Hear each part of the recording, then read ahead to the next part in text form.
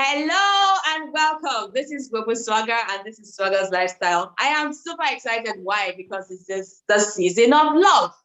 This is our special Valentine edition. And today we are having a wonderful discussion. We're talking about the essence of love. Now, when we talk about love, I think apart from money, no, not money, scratch that. I think apart from God and then money, the next thing people talk about is love. And we know that February 14th is the day where we celebrate the Lovers' Day, which is the Valentine's Day. But every day we should actually show love to people. So today, 12th of February, we're having our own Valentine's special to talk about love. So I want to welcome everybody that is actually going to connect on this live session, and those that would actually watch. I would like to say happy Valentine's Day in advance. And I know that you bought everything that you would buy for friends and family and also for your loved one to celebrate. So today, our discussion is the essence of love. And that is why I am wearing red and I have like the red lipstick, because everybody says red is the color of love. Well, some people argue that blue is the color of love. Well, whatever color suits you that is the color of love is the color of love. So I went far and wide and I said, who would we have this discussion with? And I thought about this very amazing doctor. I will just allow him to please introduce yourself. Good evening, everyone. My name is Dr. Oladaposhitu. Tell us about yourself. I know you want to be humble, so maybe you should just bring out the textbook and start reading all the achievements. So tell us more about yourself. We know that you are Dr. Oladaposhitu. Tell us more about yourself. All right. I hope I'm getting it right, because there seems to be a lag time. Can you hear me? Yes, you are getting it right. I can hear you loud and clear. Okay. From the YouTube, there seems to be a lag time. So yes, there's a lag time from YouTube. Yes. From the video. Okay, so should I just go back to? No, just flow. Should I just go back to the Zoom? Oh, okay. Yes, let's have the conversation on. We're actually supposed to have the conversation on Zoom, and then people watch via YouTube. Okay. Yes, please. Okay, so what did I do? Should I do? Hold on 1 second. Let me.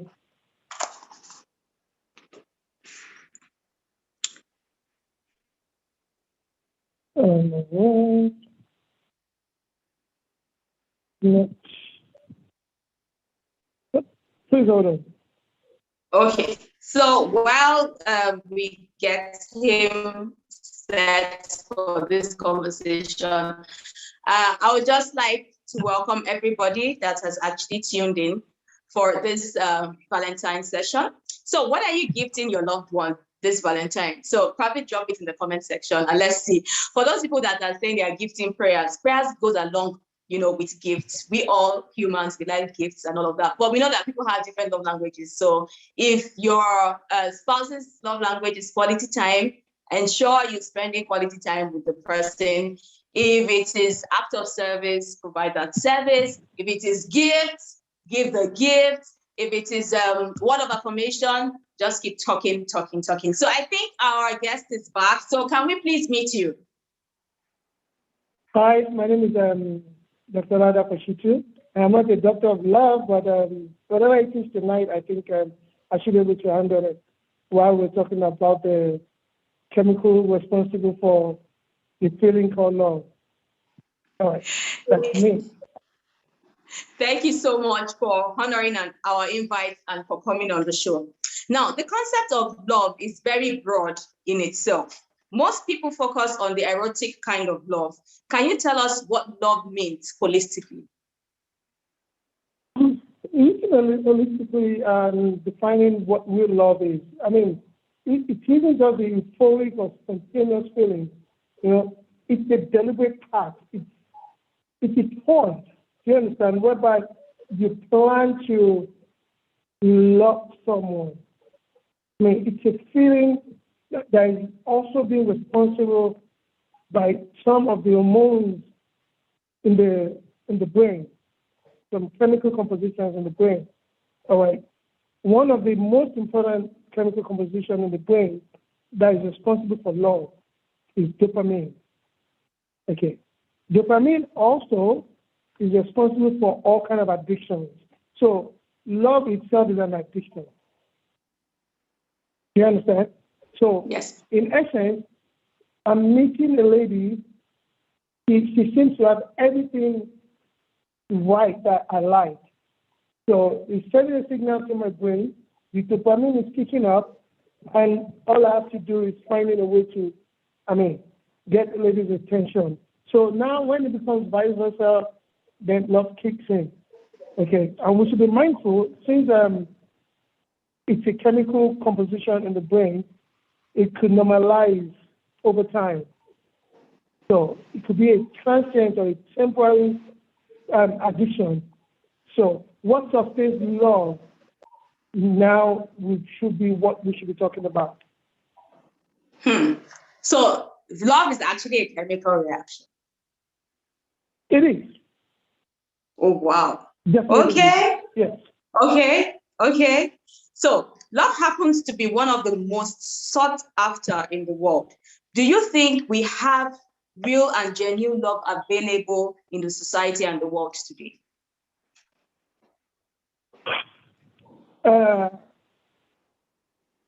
I'm not too much of a religious person, but I remember that those days we used to sing, God whose name is love. Isn't that what it is? God whose name is love. Happy children, we listen to the word. Yeah, I can't remember. But it just popped up in my head right now. Love is very, very essential in the sense that love is what, in the African setting, that's why I say it takes a man and a woman to have a child, and it takes the whole village to raise that child with a man. It's a component of love. Do you understand? Yes. Love, love is there's a thin line between love and hate. And that's why we all, over time, trying to make things work harder, better, and better, and better, and better. Because we have some people in this world, it's all or none. Either they love you or they hate you. There's no middle ground. It's all or none. Do you understand? So yes. In this world, love is what will make the white man carry a placard and say, yes, Black Lives Matter. Do you understand? That's true. Love is what would make you going home from work, you're tired, all you have left on you is just 100, 200 naira, and you see this person with genuine feelings, begging, saying, I haven't eaten today.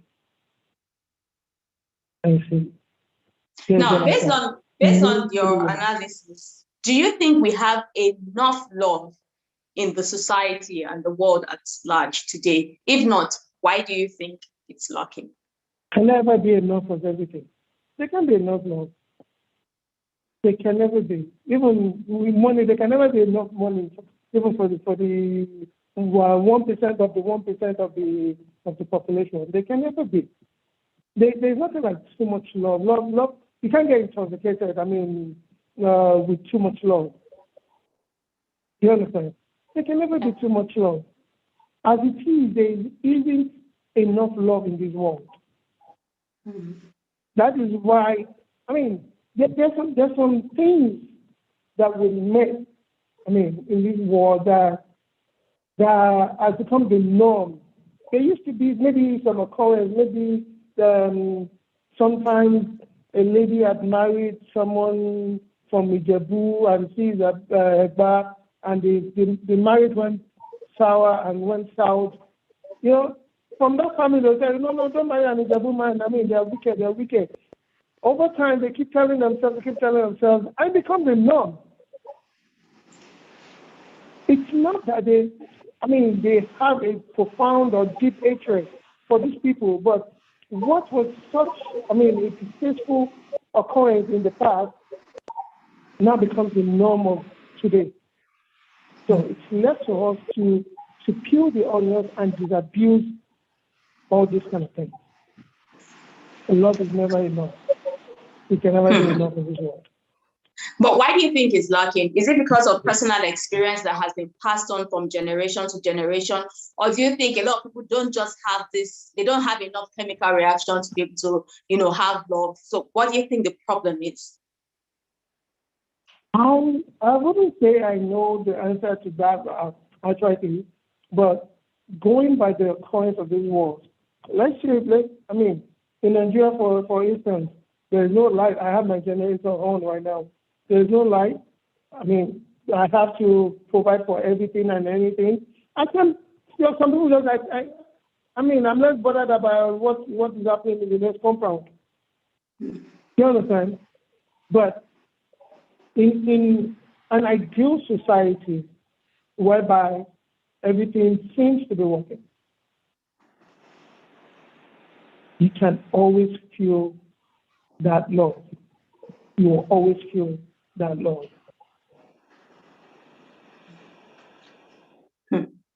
Thank you for that.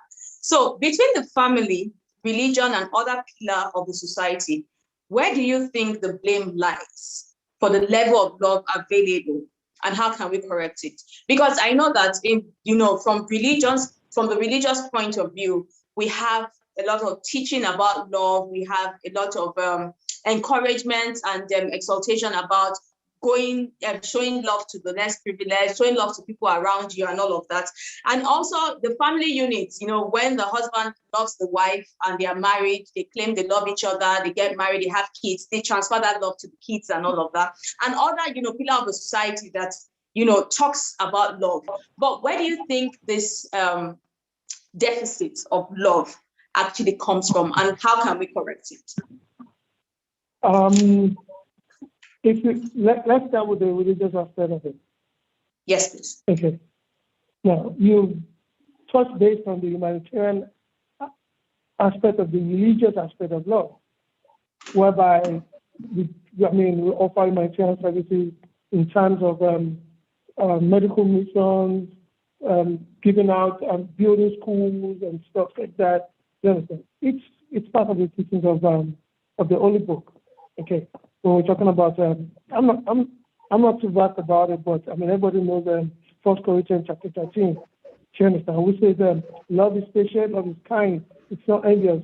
It said all the things about love. It talks about faith, and it says that above everything, above faith and all the kind of gifts that is being given, love is the greatest.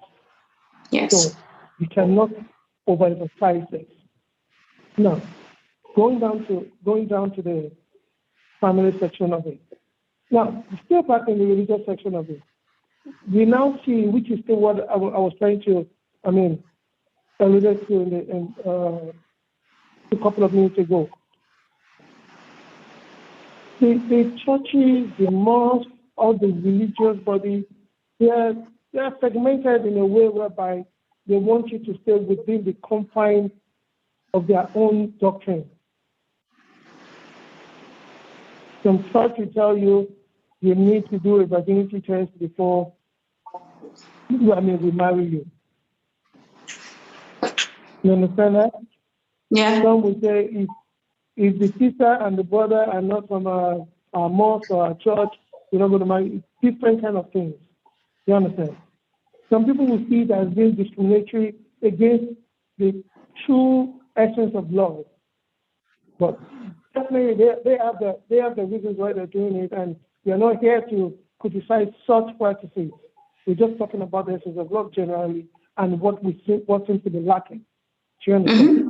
I myself, I'll tell you on the personal note, I'm a Muslim, and I married a very wonderful woman who her father was an archbishop. Okay? And, at first I was like, what was my father going to say? Okay? My father being the Balogun Adini of, somewhere, and I'm thinking of me, the daughter of an archbishop. But she was well welcomed, and to God be the glory, 22 years down the line, I have no regret. So hers is an example of religious Religious marriage. marriage. Okay. Yeah. And one fantastic thing about my own kind of marriage is this. My mother-in-law, I live in New York, and my mother-in-law, she's been staying with us for 19 years. So, but my mother comes around, twice a year. The amazing thing is that whenever my mom is around, she spends 3 months. Whenever she's around, both grandmas, they sleep in the same room. Despite the fact that there are 10 rooms left. So while my mom is praying in an Islamic way, my mother-in-law is having online church services. And they both say amen and this to that. Now, what that tells me is that it's hard for me and my wife to fight in any way. How do we go about it? So we do our fight secretly. We definitely fight. Okay, because who do I report out to? Both grandmas, they foster a relationship whereby, there's mutual respect. Yes, I told somebody one day, I said, I'm scared. He said, why? I said, my marriage is so fantastic and it's based on so many things. My wife's understanding and that of my mom and my mother-in-law. So why are you scared? I said, things that seem this better and comfortable and everything. See that is down, is there no fall. I seem to be high up there in terms of marriage. You understand? It's the fallen aspect of it. I pray that it doesn't happen. You understand? So yes, that's a way of me bringing in religion into the family aspect of it. Okay? Now, so in terms of, where love seems to be deficit in the family, it's pretty much, I wouldn't know. I didn't experience that much of it, but I will try and say it. But most of what I was talking about will be on the personal note. I want to tell you something, and I pray you and your audience don't scream. My dad happened to, he was a polygamist. He had 30 children. A fantastic man he was before that. Yeah, 30 children. And 30 children. Come on. Yes, low down your eyeball. Yeah. 30 children. And it treats each and every one of us like the only child is God. We all eat from the same pot. We live in Sule, same house, all of us. My dad would not let me go to my uncle's house to play, where he can allow my uncle's children to come and play with us. That's how much he loves his children. Now, how do you think I'm going to react when it comes to my own children? Being raised with that abundance of love. Some people will say it, but I tell you this much, I have never ever seen my dad as much as raised his voice on his wives. He married his wives. Wow. And he pampers all of them, all his children, as if he's had only just one child and just one wife. How he was able to do it, it's beyond me. I have 3 children, and sometimes I get very exhausted. Trying to manage the love. The first one will come, they will come out together and say, Dad, who do you love most? I said, okay, it's very easy. I love you so very much because you are my first child and my first son. I love you so very much because you are my only daughter. And I love you so very much because you are my very last child. So, I just despise that and let them go. So sometimes, there's always sibling rivalry and and Yeah. all those kind of things. It's left to us. I try as much as possible within the family. I mean, we take the fight out. We can. I know most fights cannot be handled. I mean, especially in abroad, whereby they use plywood to cut all the houses. You know, no matter how hard you try to talk softly, they will hear you. So when we need to scream, I mean, we take a ride and we do justice to that. You understand? And we come back home, you know, and then we try not to let the sun set on our hanger. So that's the family company. Now, but in a situation whereby in a not so ideal society like Nigeria, like ours, whereby the dad would have to wake up at 4 o'clock, get prepared for work, leave home at 6 o'clock, leave work at 5 o'clock, yell at everybody on the road before getting home at 7, 8 o'clock. On getting home, there's no light. He has to look for fuel, the generator noise and stuff.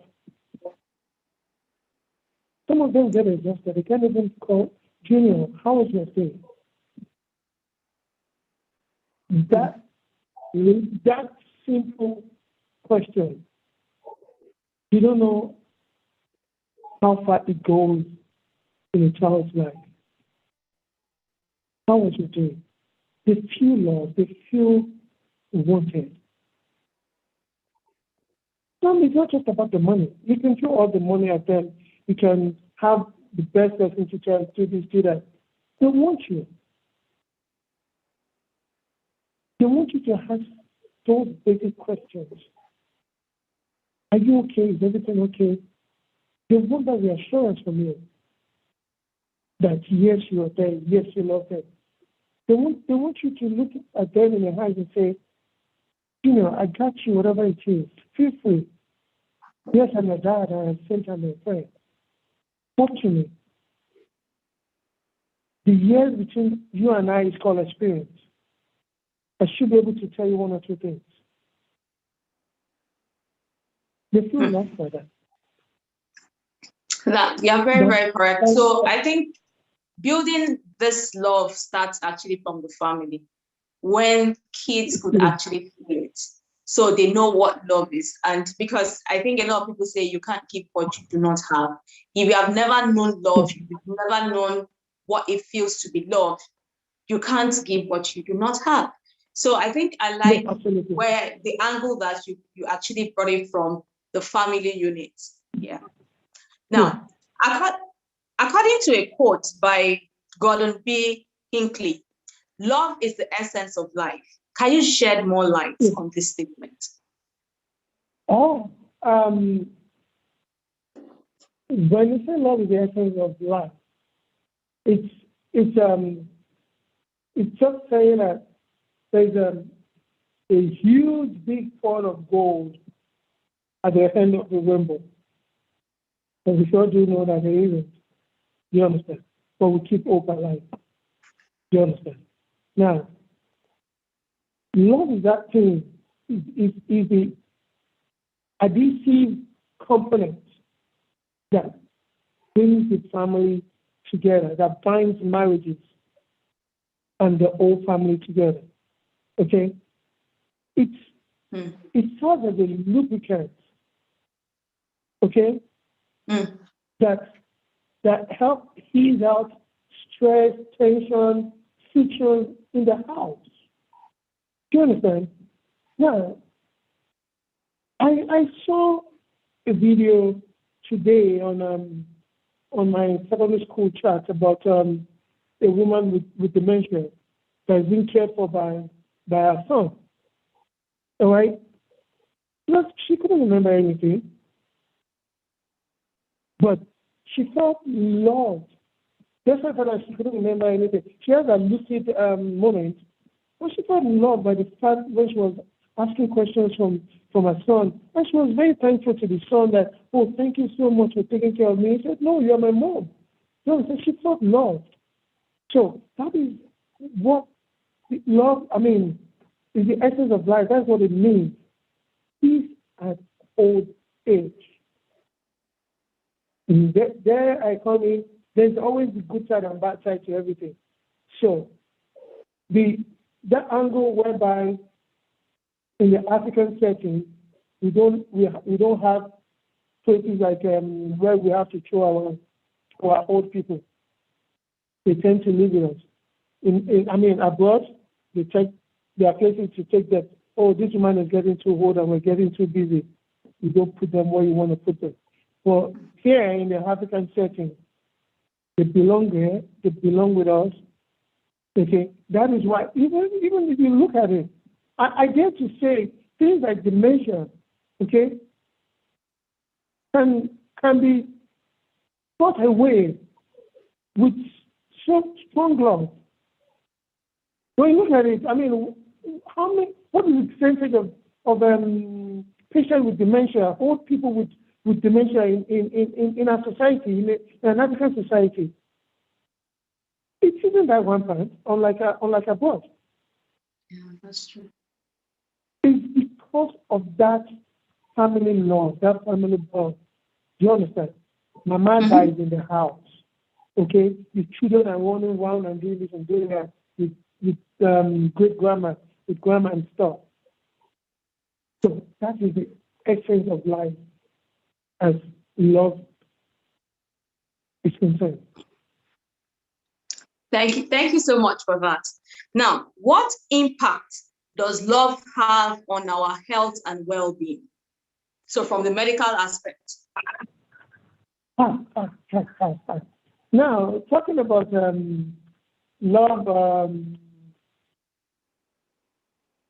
love, health, well-being,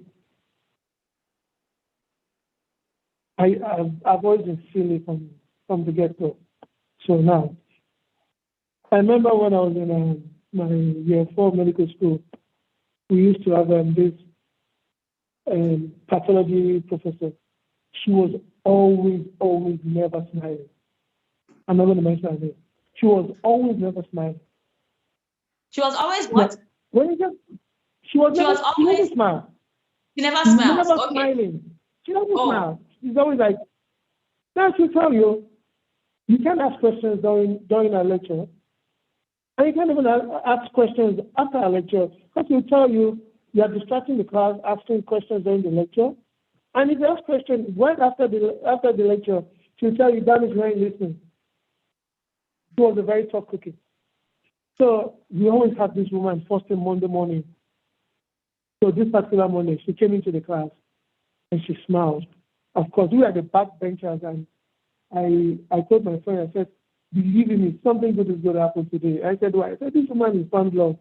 She said, are you for? I said, yes. I said, okay, you see now. 5 minutes into the lecture, I raised my hand. I said, excuse me. I said, yeah, she too, what's the question? They were perplexed. I'm telling you, this is a true story. They were perplexed. And right after the lecture, said, any question? I said, yes. She answered the question. And after the lecture, I went to her, I said, it must have been a great weekend. I said, yes, it was. I mean it. He said, yes, it was. Now, you're talking about the good stuff about love.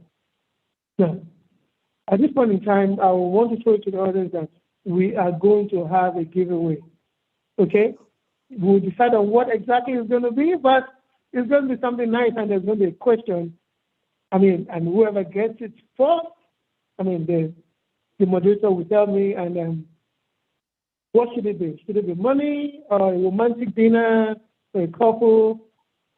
And I'm thinking one of the two. Okay, so I guess it will be. So I'm thinking I have my question right there. So it's part of the chemical that is responsible for love. We've mentioned dopamine, so my question will be on one of other things. Now, we're talking about love being, how to balance. Yes, how it affects health and well-being. Yeah, okay. To digress a little bit, they'll tell you one of the best homeostatic therapies is lovemaking. Okay, the endorphins are released, your blood pressure is controlled, your skin is glowing, you're smiling, your muscles are relaxed. Do you understand?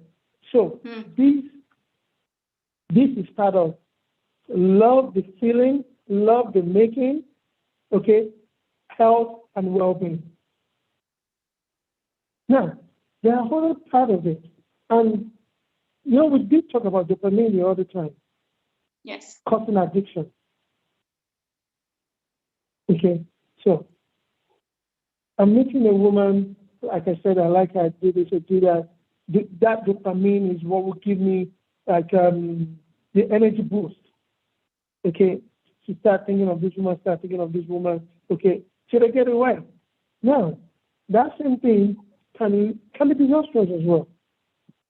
Okay, somebody is hooked on it. It's just like somebody being hooked on gambling. Okay? Now, somebody is hooked on this, and maybe I'm not reciprocating that love. You understand? Yes.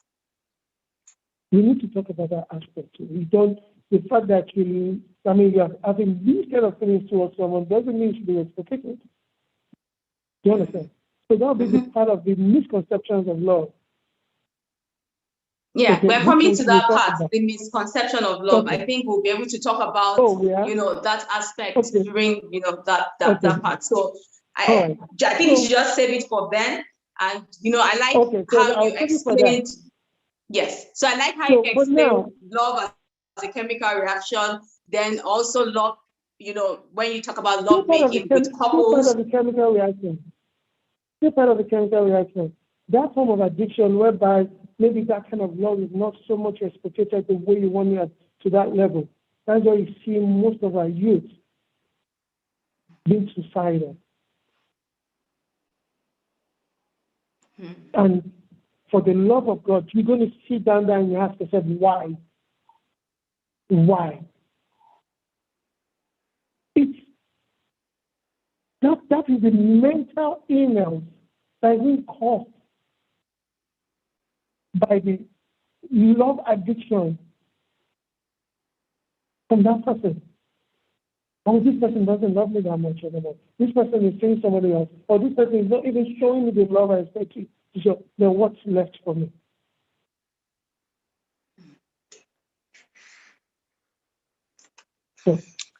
Thank you so much for that. Thank you so much for that. So it's time for us to go to the comment section and see what people are saying. Okay, so we have Patricia Okai saying, I am here. Hi, Patricia. Thank you for tuning in. This is your birth month. So we have Patricia saying, words of affirmation is most affordable for me now. My loved ones should accept that. What? Words of affirmation is most affordable for me now. That is what she can afford to give because it doesn't cost anything to affirm someone. Okay, so we have Olakweji waving. Hi, Olakweji. Thank you for tuning in. We have Sweet Oster gifting us the love. Thank you so much, Sweet Oster. So she's saying true. Love always brings out the best in us. So we have Olakweji dancing. I'm sure she's dancing to the announcement of the giveaway. And then we have what they're saying, yay, giveaway loading. So thank you so much, everybody, for joining. And please keep engaging, sending your comments. You never can tell who the winner would be. And we'll, continue our conversation. So if for the audience, if you have any question, please drop it in the comment section and we would ask our guest. I would like to say Happy Valentine's Day in advance because I know it's just 2 days away. And let's continue our conversation. Now, we have been talking about love, and you've actually built, the foundation where love starts from home. And we've seen, you've given, different examples of how, how you were raised in the family of 30 and how you all eat together and the love was very visible.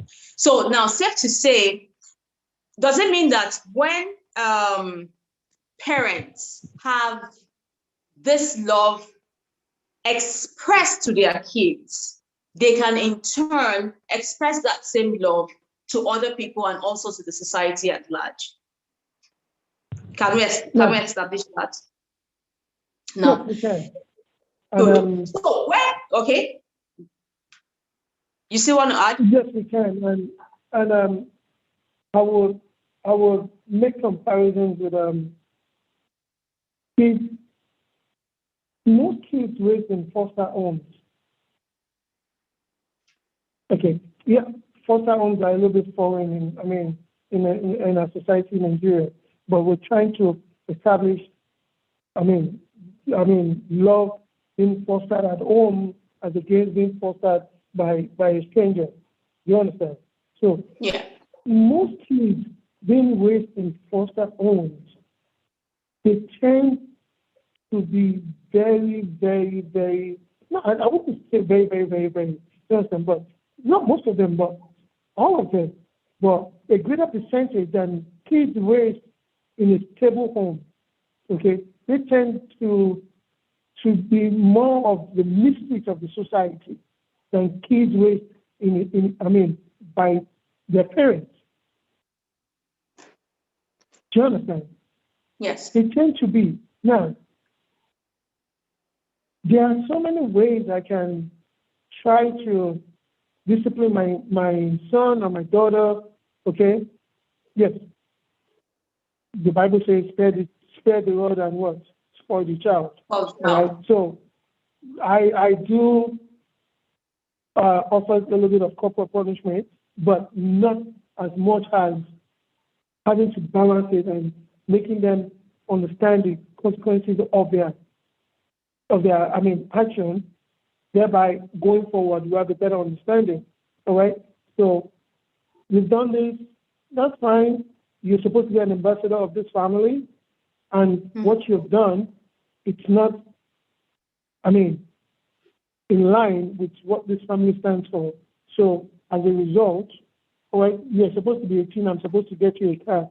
You're not getting that car until I believe that. You'll be a true embodiment of this family. Do you understand what I'm saying? Yeah. Okay. So, in essence, family pretty much is about everything. Now, there's another controversial angle which I'm trying to sway away. All right, and that is the angle of family being mother and father, or family being just the father or the mother raising the child. Do you understand? But I know this for sure. In America, the statistics is right there. Kids that their fathers are in prison, they are being raised by their mother. Their mother, I'm not just talking about baby mother situation now, because that's a very sensitive issue. I'm talking about kids that are being separated from their dad because they ended up in prison and being left alone by the mother and the child. Okay? They tend to be misfits in the society. They tend to, and their mothers tend to cry every day, hoping and looking for a father figure. That's true. So I hope that do answer, the question and see where you're coming from. Yeah, it does to an extent, but there's actually another angle that I want to bring to it. So, like you said, we're not talking about kids raised by single parents and all of that. A lot of people some kids that I know that are raised by single parents didn't turn out good. But we're talking about the normal climb, like in a normal climb, the father and mother is present, and then the kids. And we have that love being passed, to the kids because they can see it firsthand. Now, we have established that as the good foundation for the essence of love, right? Now, so there's a saying that says love boosts well-being. What can be said about sad sacrifices people make in love in cases of abusive relationships? No, especially, I mean, in an abuse relationship, most, I would say, and no disrespect to our mothers in the house, they will tell you, sometimes, like I said earlier, I've never seen my father shouting at my mothers. And any of I was his raised by wives. 8 mothers. 8 mothers. I was raised by 8 mothers. I've never seen that. Do you understand? So you can imagine if there was a skit, there was a video, I won't call it a comedy skit. There was actually a small video that circulated one time where the lady came back home and said that maybe she saw the husband's phone, a lady sent a text to the husband professing love and stuff like that. And she was mad, and she said she was moving out of the house. And she met the mother just about entering the house, saying, "Where are you going?" You remember that video? Yeah. So She sent her back. The mother said, "What?" He said, "Mom, my father will never have done that to you." He said, "Please, let me tell you something. Your father will even bring the women to the house and they sleep in the house. So go back to your house." Do you understand? Mm. Go back to your house. That is an angle. The angle of physical abuse, whereby anything the man slaps the wife and everything, the son, that kind of behavior is being inculcated in the son, thinking that is how a man should treat the woman. In person, my friends will tell me, "Oh, you shouldn't have even, you of all people." I was among the first of my friends to get married, okay, whereby I was being labeled a bad boy, and they were even counting days for me. Seriously, they were counting days for me. I'm not lying that, okay, he will soon come back and join us, all right? But what helped me, and I mean it, and I keep saying it, all right, if I have to come back to this world, I don't know what kind of family structure my father would put in place, but I want to be his son. Because what actually helped me was the love I saw that my father dished out to my mothers. 8 of them. Do you understand? So, do you think I would have been in a healthy marriage if my father was an abusive partner? I really don't think so. I wouldn't. It's a straightforward thing. Do you understand? And to the women, and I say, and I'm sure one or two of us right out here is in an abusive relationship. Please, you are what more than that. This is a special cry tonight. This conversation tonight is not about that, but we should not miss that opportunity. It might save a life. People think that for them, part of the misconception that we talk about, if you're not married, you'll be lonely. You have to be married to be happy. They think about the societal acceptance. Oh, if you're not married, oh, she's wayward. That's why she's not married. Oh, this and that. No. In the pursuit of happiness, you cannot love anybody more than you. Love people that come your way, show them kindness, but the ultimate love and the ultimate goal is to do what? Love yourself the most. Not in a selfish way. Do you understand? But appreciate yourself. Know what you want for yourself. Do you understand? If I slap you and I'm dating you, and I slap you, and you're thinking when we get married things will get better, it's not going to get better. It's absolutely not going to get better. It's upgrade. Do you understand? Because here it is. If I'm in a relationship with you, I'm putting my best foot forward. So now I'm being bound by law that you're my property. The way an abusive person will say it. No.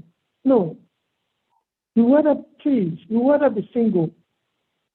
Work out now if you're in an abusive relationship. Work out now. Seek help in whichever way you can. And amazingly, there's lots of support out there, both online and in person. You just have to look. But you cannot get the support if you're not ready. You have to be ready for it. You have to find that self-love, that self-determination, that this is not you. And it's not just for the ladies. You have men in abusive relationship as well, but it's not as much as. And now when we talk about abusive relationship, people think, oh, yeah, you get slapped and everything. Yeah, if you slap somebody, you see the black eye, you see it and everything. What about the emotional type of abusive relationship? The verbal abuse.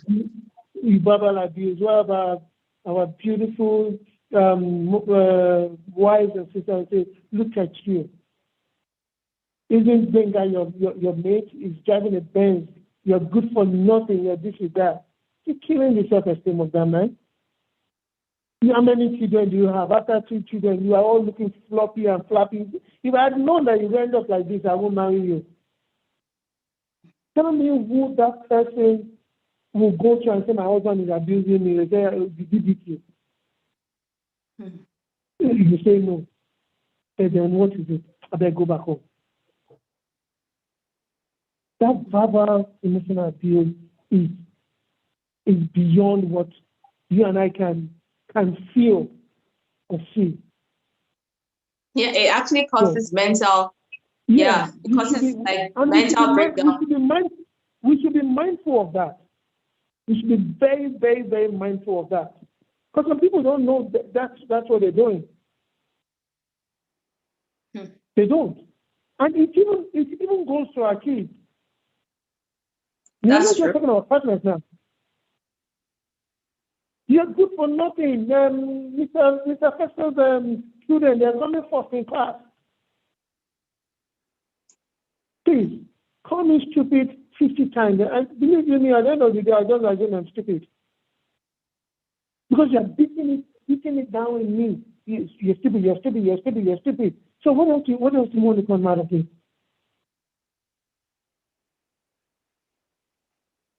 I hope we're able to cover that aspect very well. Yes. Words are actually powerful and strong.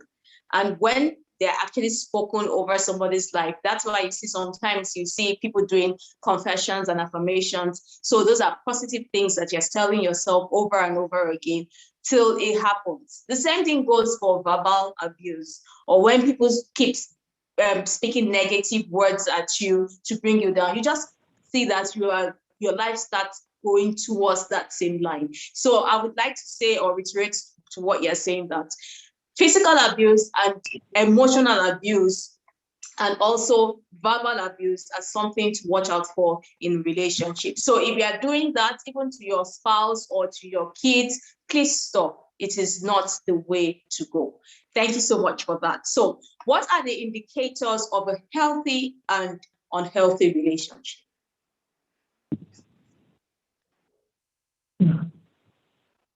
The indicator of a healthy relationship, we talked about it over time. I love to travel. And I married a woman that doesn't love to travel. I always say one thing. Let me use this silly illustration. When men misbehave in an untoward manner, what do you women call us?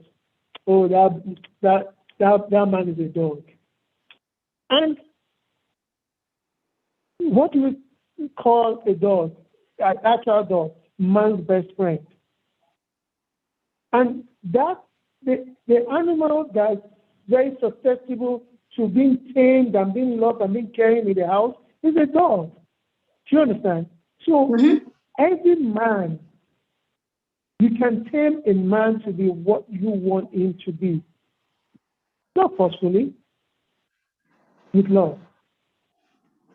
Now, I mean, this is not something that cut across. Some men are, and some women are just not from this world. They are from Mars or from somewhere else. You understand? But we're talking about the real people now, not the aliens. Normal, original the normal human being. situation. You understand? Original human being. Now, I myself growing up, I like friends. Not that I like going out that much, going clubbing or this or that, but I'm always looking forward to going home because home feels very receptive to me. I'm not going to get home and meet arguments, hostile environment, and all kind of things. I know I'm going home too. I'm not going to a house. I'm actually going home because it's filled with love. It's not about the size of the house. It's about the content of the house, which is love we're talking about here. All right?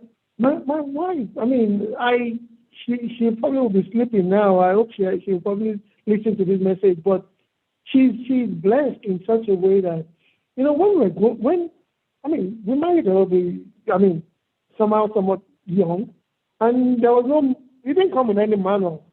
I was always trying to report my wife to my mom. Look at what my wife has done. The family meeting. Trust me.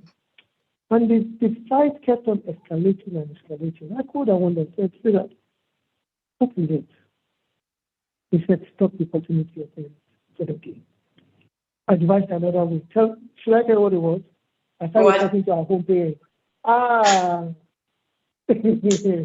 The fight doubled because my wife wants to be seen as a good person for her family. So it doubled. And I went to her again. I said, what is the problem? He said, don't report me to anybody. It's between you and I. It's between you and I. Okay? We'll resolve it that way. And believe me, it was that bad that I know the day things started getting better. 2005, that I stopped reporting and I started facing the challenges like a man, and we talk about it. It's been awesome. Now, why? I had a friend that was going through a rough time, and it's been known all over Ikeja, all the lounges and everything. And I said to him one day, I said, you know, if you spend half the time you spend in these lounges, not necessarily following women, you understand? But hanging out with guys, drinking and stuff like that. If you spend half this time with your wife, you know, the relationship between you and I might improve.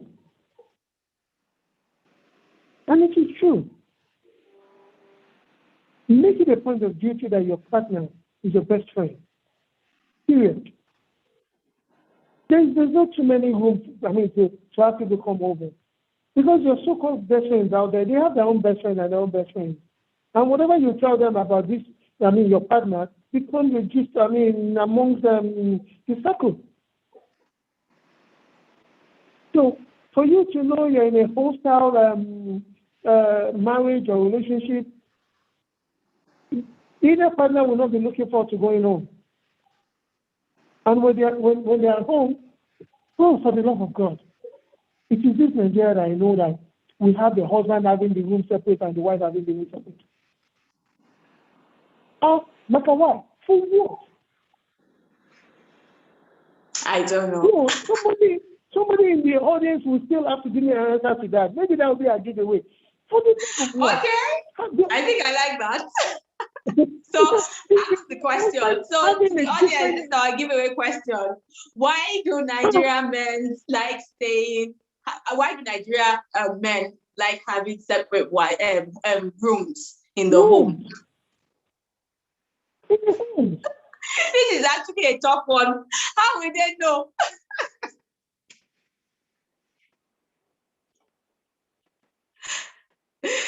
Oh, can you unmute the mic, please? Can you unmute your mic? Can you unmute your mic?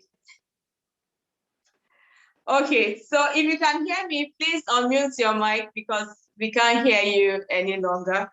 So let's continue with the conversation. So I don't know how we're going to answer that question. So he's saying that is the giveaway question, that why do you think Nigerian men like having separate rooms in the home from their wife? I really do not know the answer to that, but I'd like to say good luck to you as you figure that out, and drop your comments in the comment section, and then we'll pick a winner. Either we're going to be gifting you with money, or you're going to have a romantic dinner with your spouse. So that's the giveaway for today. And if you're actually new here today, please subscribe to this channel. We talk about lifestyle, travel, and events, and we have very, very awesome conversations on this channel. So do we have you back, Dr. Shitu? Yes, I'm back. Okay, thank you so much. Yeah, no, it's fine. We understand how network can be sometimes, and technical glitch. So over to you. You were talking about Nigerian men and them having separate rooms from their wives. I can't talk about it because I can't confirm the reason why it is. So somebody is probably going to help us out in this situation. I for the love of God, I don't know what it is. So we've asked the question, and let's see the response that we get from the audience. So, yeah. So now we have gotten to the part where we want to talk about the misconception of love. Over to you.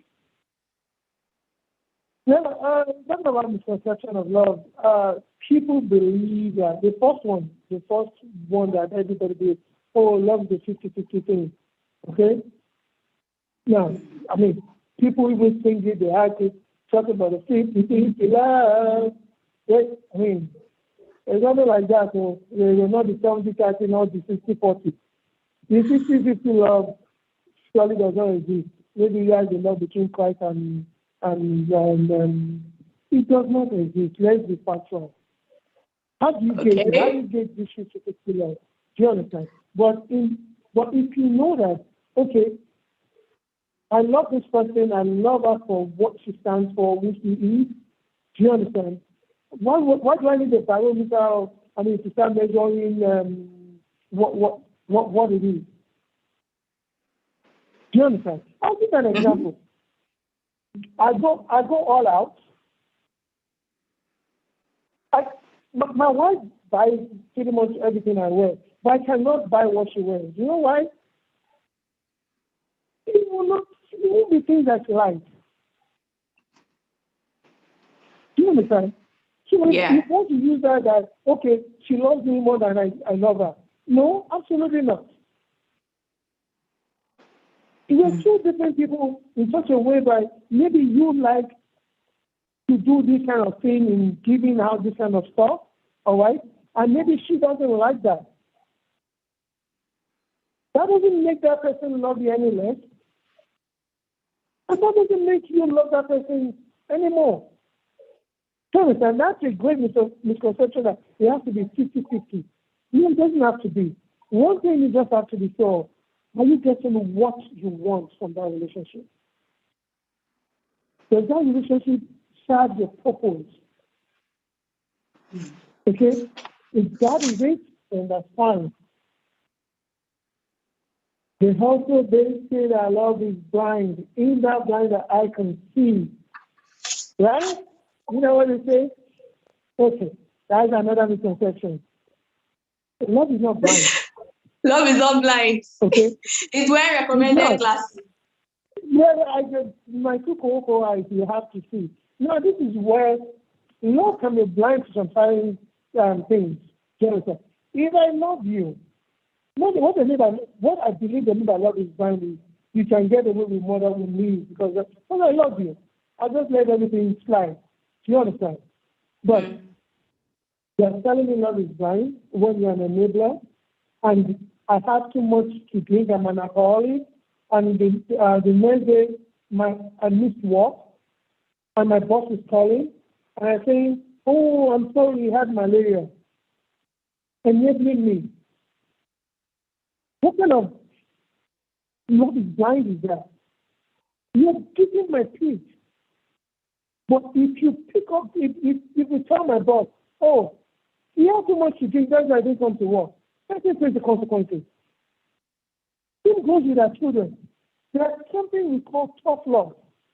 Sometimes it's not everything your child asks for that you give them. That shows that you love them.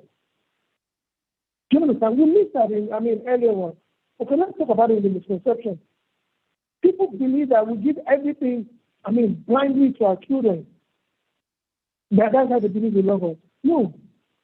That child will go up and tell you, I miss everything.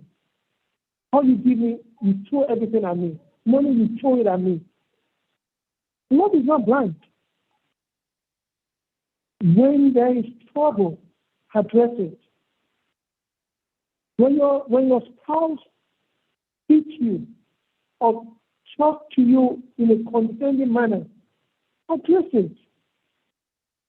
Not challenge the person. Of course, especially a man, they have this ego. Let's say when they're facing a family and friends, and I say something, and my wife is challenging me out there, the man will probably not want to back down. You understand? But when you get home, honey, you erroneously stated this or that. I don't want to point it out to you. We tend to listen more in their persuasion that way. Do you understand? Because our ego is not being bruised. So love is not blind. And from that love being blind, whereby the man has to beat you and everything like that, some people will say, because he loves you too much. Love doesn't have to hurt. That's another misconception. Love does not have to hurt.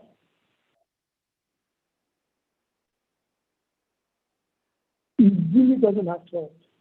So, if you're listening, pretty much we are talking about abuse from the beginning to the end. We build the foundation of love and why we should not be in an abusive relationship.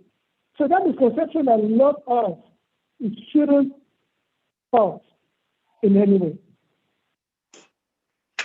If it's getting to a stage whereby you're having sleepless nights, you're having headaches, you start popping medications for hypertension because of some emotional disturbance, please, that is not love. For my viewers at Yoruba, you understand? If you die because of a man or a woman, believe me, there are comforters out there looking around the corner that will help you. And that's the end of it for you. You understand? Yeah. Now, which brings us to the other aspect that you have to be married or be in a relationship to be respected, not to be lonely in the society. No. Yes, it's good to be in a relationship, okay? But then, the biology, they taught us a symbiotic relationship, okay? One that is beneficial to both parties. Do you understand? Not a one-way thing of this or that. I'm saying this in a very somber, tone, okay? Because people, they've ended up in marriages whereby, your biological clock is ticking, okay? This, that. What the society will say. And they think getting married to anybody will cure their loneliness. You've seen movies, Married but Single.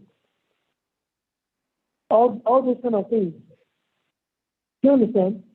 And they will try to make themselves happy. They will buy themselves cars, shoes, clothes, and they'll say, my wife bought it for me, my husband bought it for me. Just to make themselves happy. It really doesn't have to be. It really, really, really doesn't have to be. Do you understand? No. The last one I'll talk about so that we can move on to some other things is true love. They say it has no boundary. You have to set a boundaries. Love has boundaries. So. You have to set your boundaries.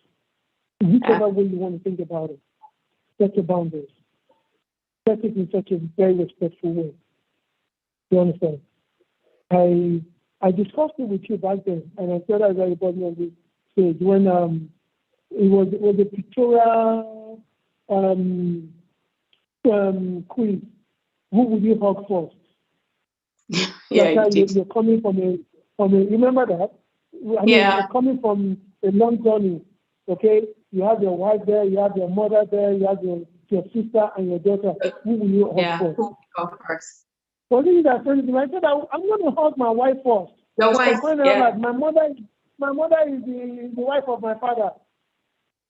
I should hug my mother first.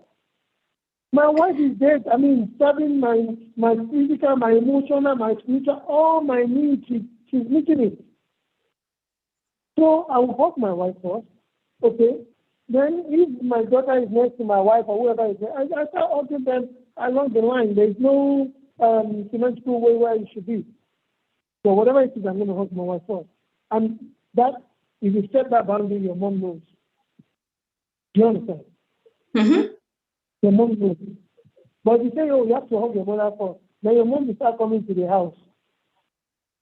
And if you go down the line and you ask questions, okay, mm-hmm. your dad and your uncles and aunties, they cannot even come to your own house and tell your mom what to do. You understand? But if the mommy's boy remove all boundaries and say, everything has to be my mother's fault. Hey, set the boundaries. That's true. Yeah, and I think that a lot of all these misconceptions are what are actually responsible for a lot of failed relationships and failed marriages. Yeah, because there's a lot of misconception when it comes to love. And a lot of people see love as, there's a lot to talk about when it comes to love, because some people think infatuation is love, but it's not love. Love is deeper than, that feeling that you get when you see someone. So love in itself is a whole topic that we cannot deal with in just a day, but you've been able to, point a lot of areas towards the essence of love and things where, we could actually learn. And a lot of us know these things, but bringing it back to the front burner could actually help us in this journey called life, marriage, and also, relationship and family as it were. Now, so I would like to say that all the misconceptions that we've actually, listed here today, some of them are actually the grounds where people have, failed marriages and all of that. But I thought you were going to talk about the love at first sight. And then going back to dopamine and all other chemicals.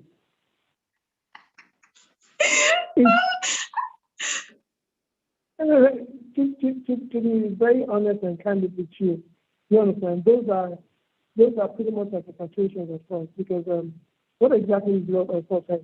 Okay, you're seeing somebody there, like, pretty much how they love is love at first sight. You understand? I mean, I see you, I like you, I have butterflies. I might not have expressed it as love at first sight. I might be the conservative type and wanting to know you better and see if you suit everything. You understand? And we'll take it from there. But what exactly is love at first sight? I still don't understand that concept. But okay, I see you, I love you, you love me, and we start kissing that day. Or what? I don't understand. Is that what it is, or is that a way of us trying to get by when we're much younger? You understand? Yes, sparkles can fly, you understand? And, we tend to like each other. Then we exchange numbers and talk over the phone. Do you understand? Mm-hmm. We talk over the phone, and yes, I mean, he seems a gentleman, she seems an angelic lady, and we'll take it from there. All right? The love at first sight is still pretty much on dopamine, and along the line is this sustained by oxytocin, okay, which is the cuddling chemical, and makes the reaction last a little bit longer. Thank you for that. So I don't believe in love at first sight. And at this point in time, I know we're celebrating love as in Valentine, but believe in me, I was so very rude and cool when I met my wife. I told her, I don't believe in Valentine. She was taken aback. Well, what do you mean? I said, when a man loves a woman, it's Valentine every day. And to that effect, I know that I have seriously kept that promise. You remember last month, I told when I was in, was in December, early December, I came to Nigeria. I had 4 days to go. And my wife said, she was in New York, and she said, Oladapo, I'm missing you. And I bought her a ticket. She came down to Nigeria, spent 3 days with me, and we went back together. Wow. That day was Valentine's for me. The part where you said love don't cost a thing, love costs money. Oh, yeah. Well, I mean, of course. You know what they say money now? enhances love. No, love without, no romance without what finance. So, I know, but then it really doesn't have to be that way. Yeah, I understand the context by which you said it. It means, I mean, coming from Abuja, from Lagos to Abuja, to surprise you with a cake and say, hey, Funke, what's up, how are you doing? You understand? Now, when we're talking about love, I mean, basically we talk mostly about love between two opposite sex. Okay? It's about sisterly love as well. Somebody you're supposed to be your brother. Okay?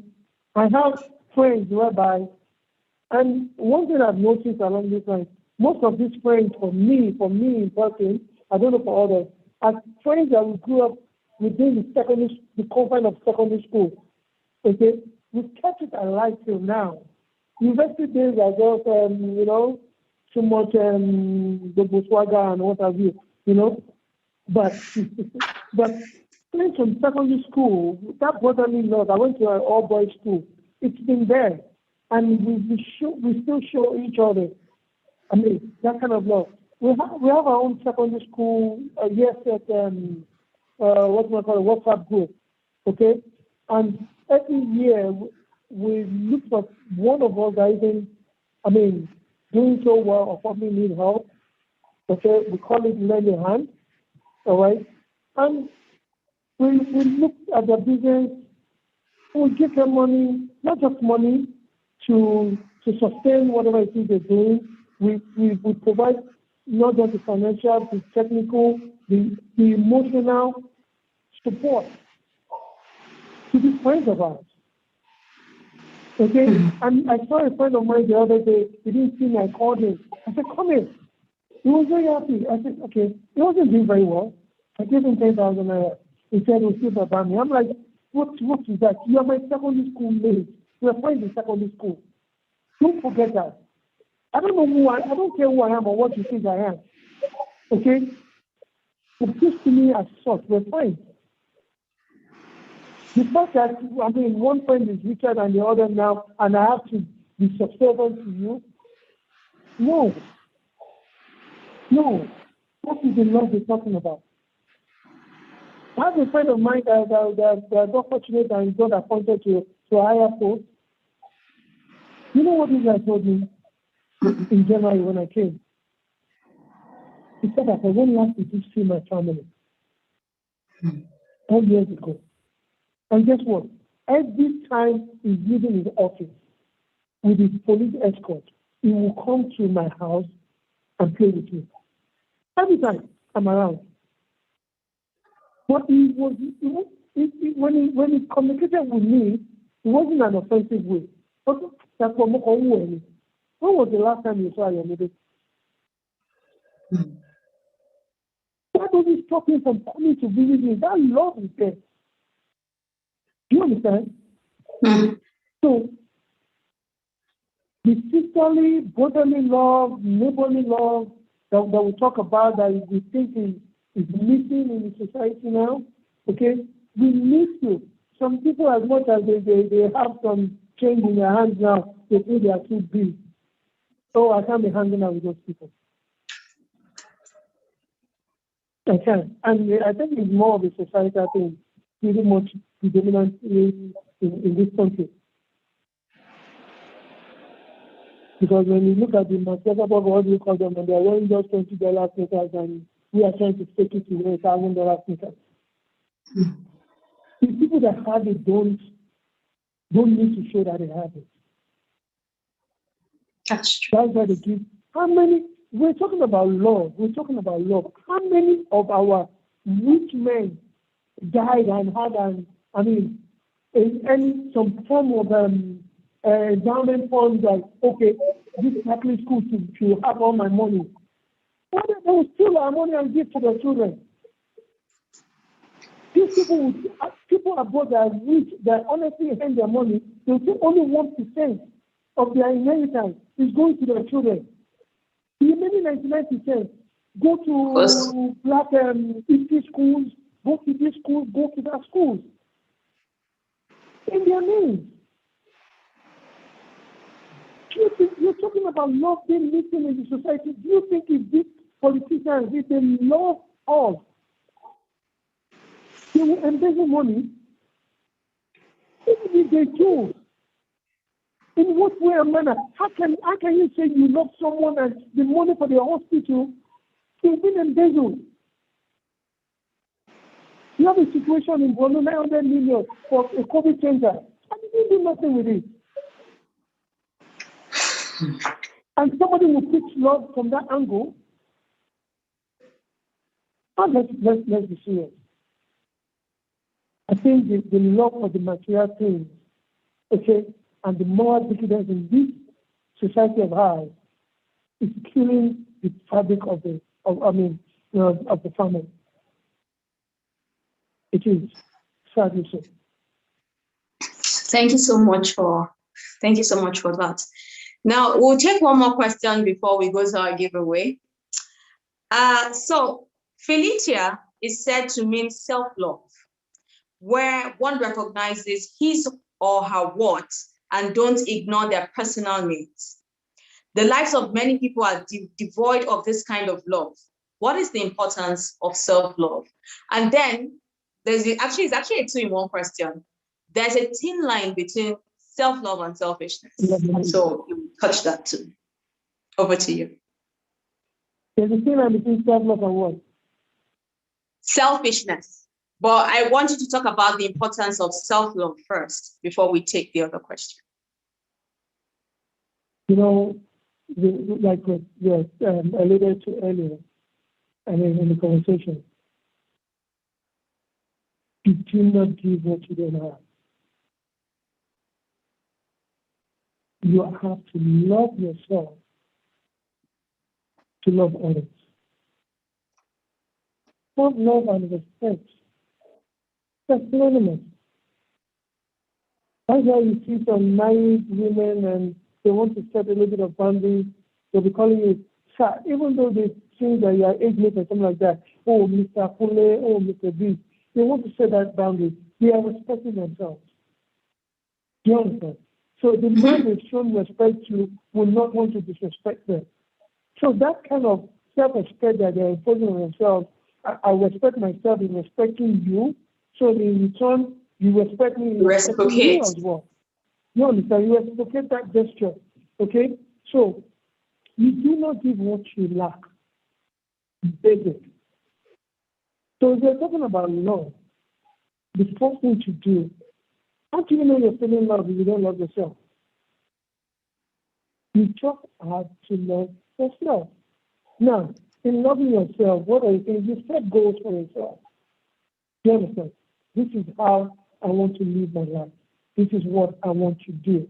Okay? This is what I will take. This is what I won't take. Okay? A man slaps me, goodbye. I don't care who or what he is. That is self-love. You understand? Mm-hmm. Now,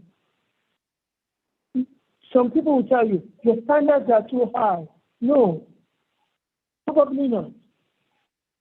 It's just that they cannot measure to you. You understand? So what would they do? They want to bring you down to their level. If you know that, like you said, there's a thin line between self-love and selfishness. Okay? How do you know you're crossing the line? The people that you know that they truly and genuinely love you. Your mom, for instance, or sister, for instance, are pointing out this to you. That's all. You're being selfish in this situation. Okay, you tend to listen to that voice of reason, all right, and you tone it down. But self-love is the number one paramount rule, whereby you just have to love yourself first. You know the way I say it. I travel a lot, so I tend to use those kind of things. You're on a plane, and there's compression in the cabin. The oxygen mask pop up. What do? You first wear your mask before you help anybody that needs help beside you. It's only when you love yourself that you know how to love others. That's it. Thank you so much. Thank you so very much. And I like that analogy. And another thing I think I want to add as regards selfishness is when you are thinking about yourself mostly first before someone else, that is you being selfish. So I'm not talking about like normal basic self-love. Is you have to upgrade yourself, you have to clothe yourself well, you have to groom yourself well, think about yourself. Don't, live devoid of isolation because you have to do things for other people. That is, self-love. But when you're selfish, it's all about me, I want to have this all for myself. I want to do this all. That is selfishness. That is not self-love. So you should know the difference. So your life is all about, I want this, I know that you have a problem with selfishness, and that doesn't look pretty on you. Thank you so much for honoring our invite today, Dr. Shitu. So we'll go to the comment session and see what people are saying to the answers people have actually given to your question. And I think we'll now pick a winner for today's giveaway before we conclude. So I would like to say to everyone that is new on this channel, welcome. I'm Gbogbo Swagger and this is Swaggerslifestyle. Please click on the subscribe button if you have not joined this wonderful community. So we had Olufunlola Montaya saying, welcome to Swaggerslifestyle. Good to be here. Thank you for tuning in. Good to have you here. So we have, she's still saying, thank you for this wonderful discussion. Thanks to our guests. That is for you. So Patricia Alka is saying, yay. So when you mentioned the giveaway. So she said, for sad privacy and solitude against disturbance from wife and children. So that is the answer. Why Nigerian men like having their separate room. So she said, for set privacy, in quotes, and solitude against disturbance from wife and child or children in brackets. And she was laughing. So we have Olapeju saying, maybe they need space to think and clear their heads as per Nigeria Wahala, instead of sitting outside alone thinking. Okay,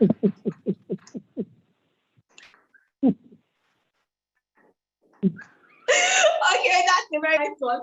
So we have them, saying, I have no idea. Maybe to have their own space.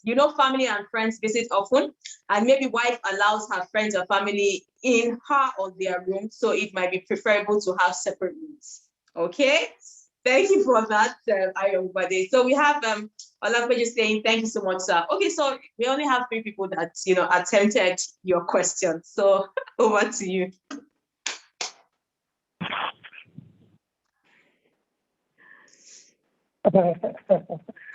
What I'm looking for is not in that answer at all. And Funke, you know that. Because truly, you're trying to clear your head and avoiding wives and children's disturbance. Really. So, what exactly do you need a family for? If the abundance status is there, whereby husband has to sit separate at night and wife, it doesn't promote unity.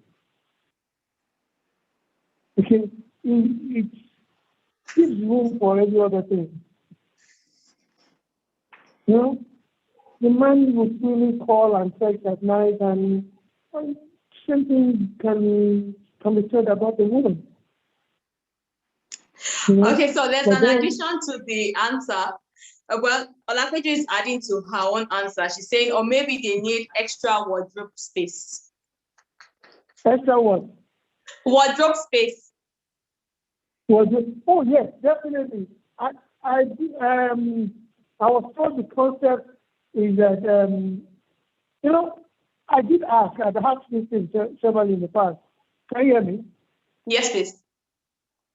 Okay. I've asked in the past. I said, well, they just do it because yes, madam has so many thoughts and what have you. So it's acceptable in the morning she wakes up from the room and go to her own room to dress and pick stuff like that.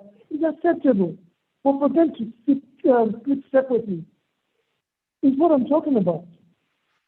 Every night. I mean, once in a while, I want to run away from my wife too, you know. And she'll come looking for me. That's the honest truth, you know. But then when it's the norm, 65 a year, whereby the woman sits separate, the husband sits separate, is what is baffling and troubling in the question I'm asking. So Okay. Who do we give this giveaway to? So who do we give the giveaway to? The three people that attempted it, are we picking them? Or who will have the lucky giveaway? Okay, three people attempted it. So what we do is let them share their location so we know what to do. Okay, so location number 1 is Abuja. Location number 2 is the United States. Location number 3 is the United States. Okay. So Abuja, you send what's my policy to Abuja on Monday. You make the food platter now. You send it out to Abuja. Wow! Okay, the food platter. Yeah, Abuja. I know. And the United States. Wow!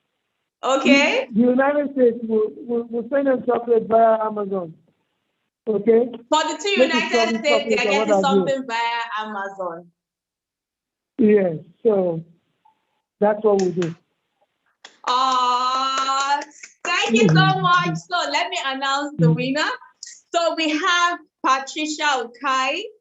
Well, you've just won yourself a food platter, which will be delivered to you here in Abuja. And then we have Olapeju. You won yourself something from Amazon. You're going to get it. And then we have Ayabobade. You have won yourself something from Amazon too. You're going to get your gift. Thank you so much. So we have Olapeju dancing, happy and saying thank you, sir. And I'm sure Patricia and Ayotu, they're saying thank you. Thank you so very much, Dr. Shitu. It was amazing having this conversation with you. And the truth is that love is actually the essence of love, and love in itself is the essence of life. I would like to put it like that. Love is the essence of life, because if there's no love in our life, for people that do not have love to give, see how their life looks. It's not pretty, it's not beautiful. So I like to say love is the essence of life. So in conclusion, sir, what would you like to say before we call it a day? Thank you for having me, Ms. Gbogbo Swagger. Thank you so much. I was wondering what was I going to say for 1 hour. I went out spending No, most minutes, you know. definitely we are dragging you back because you still have to talk about gynecology because that's actually your All right, specialization. So thank you so much for having me, and to the others, thank you so much. I mean, for tuning in. It's been a very great and wonderful conversation. All right, love is the greatest in everything, in any way we want to look at it. When we say love, God is love, and God is saying that love is what? The greatest.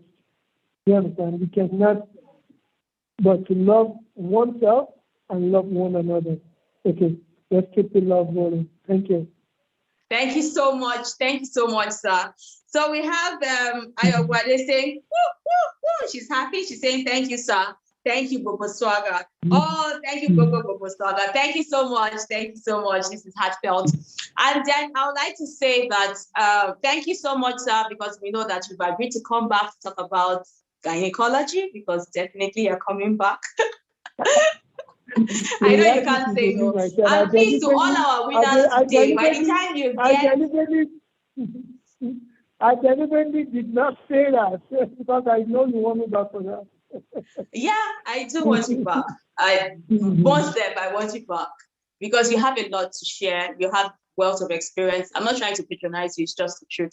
So, to all our winners today, please, when you receive your gifts, do a video and send back to us so that we can post, because people will be saying all this giveaway, they are audio. We know they do audio giveaway. All our giveaways are legit. People give all that they are being promised. And also, Patricia, that food that you will receive, but definitely I know that you will do what's it called? Definitely I know that you will do a video that we would post. Thank you so much, sir. It was so awesome having you today. And I would like to say to everyone, happy Valentine's Day in advance. And please show love to people around you, to your spouse, to your kids, and also your colleagues, your family members, your co-worker, even the people that you do not know, even to strangers. Ensure you show love, because love is the essence of life. Good night and God bless.